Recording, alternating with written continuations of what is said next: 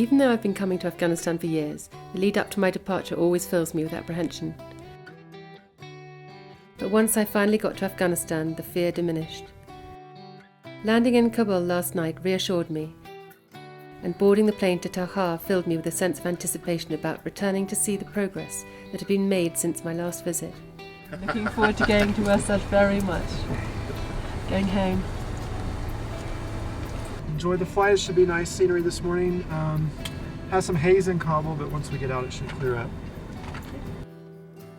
We flew over the Hindu Kush in a tiny single-engine plane, almost scraping the great leathery spines of the mountains as we went. A dramatic landing on Talakan's dusty runway, and our journey to Wursaj began. Along the way we visited schools in Farhar, the neighbouring district of Wursaj. Although this province has been in the headlines for schoolgirls being poisoned, what we found was much more positive. Girls here are able to learn and dream about brighter futures.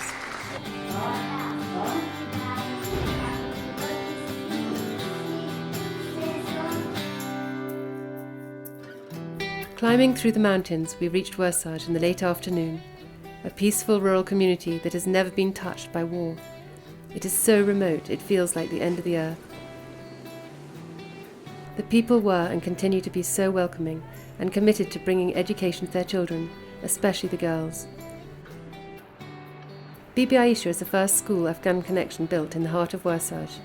For 7 years I have come back to see them, and each time the welcome is more overwhelming, including today.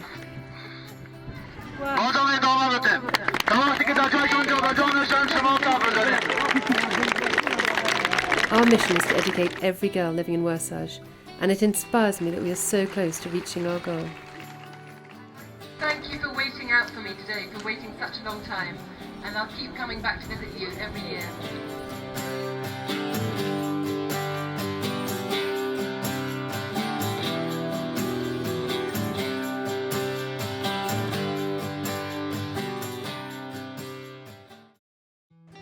As the sun comes up over the mountains in Wursaj, I am reminded what a truly spectacular location this is. The war seems very far away. The morning rituals of rural life are carried out the way they have been done for hundreds of years. Cooking is done over the open fire, and the women prepare the most elaborate dishes in open-air kitchens. It was an early start to reach Abdul Basir community-based school. It will be our big fundraising project for next year.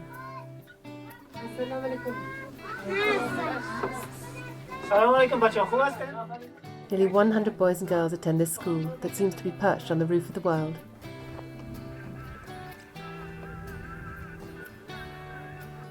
Afghan Connection will build the new school on land that has been given by the community and has the most extraordinary view of the valley below. Our next stop was the school that I had been asked to build 2 years ago. Walking up to see the blue building completed was a marvellous feeling. It looked magnificent in the morning sunshine, as did all of us, with our necklaces of tinsel. This is a very conservative community, and I know that this building will allow girls to attend school who have never had the chance before.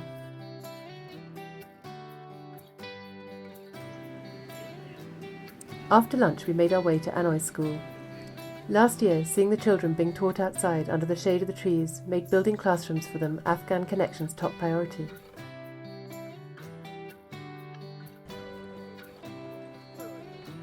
And because I saw them all studying outside and they had such a desire to learn, they touched me very much, and so I went back home, and everybody, my friends here, have helped me to pay for the school.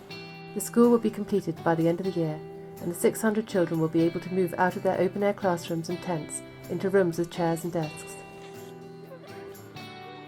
As we blow up balloons in honour of International Girls' Day, I am reminded that Girls' Day is as much about boys as it is about girls. Without the support of Afghan men and boys, Afghan girls and women will never have the chance to make their futures bright. On our last day in Wursaj, we travelled to the neighbouring district of Tarush, an even more remote part of the province. It is well known for the delicious apples and pears that are grown here. There is a desperate need for classrooms. Learning under fruit trees during the warmer months of the year is tolerable, but not ideal. but as the winter sets in, conditions become very harsh.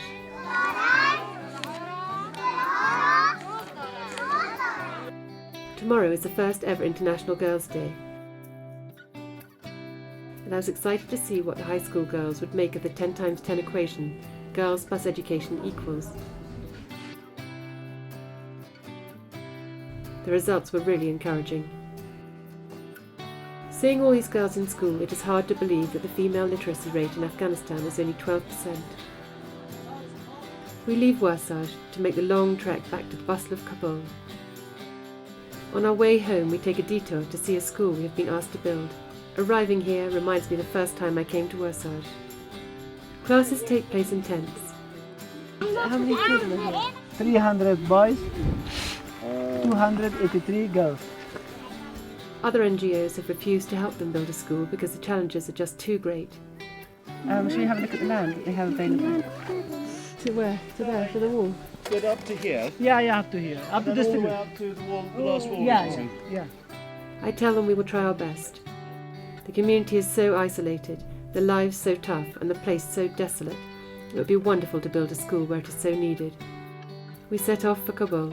The dramatic landscape of life along the Kocha River keeps us company as I reflect on the past few days. It has proved to be yet another humbling and inspiring trip. I can't help but feel optimistic about the future of Afghan girls and education.